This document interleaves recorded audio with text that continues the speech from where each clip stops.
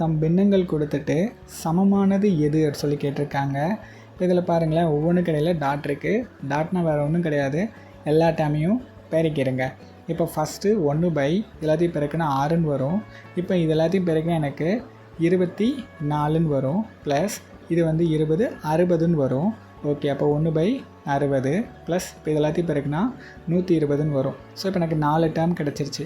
இப்போ இதுக்கு எல்லாத்துக்கும் கீழே இருக்க டேர்ம் இருக்குது பாருங்கள், அதுக்கு வந்து எல்சிஎம் கண்டுபிடிங்க. 60 120, இதுக்கு எல்சிஎம் வேல்யூ என்ன வரும் அப்படின்னு பார்த்தீங்கன்னா 120ன்னு வரும். இப்போ நமக்கு எல்சிஎம் வேல்யூ கிடச்சிருச்சு. அதை காமனாக கீழே எழுதிக்கிறேன். இந்த 6 எதால் பெருக்கினா 120 வரும்? 20ஆல் பெருக்கினா 120 வரும்.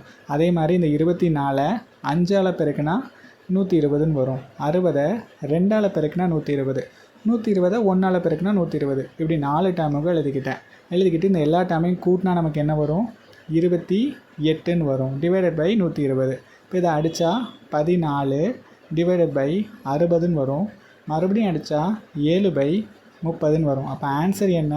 7/30 தான் ஆன்சர்.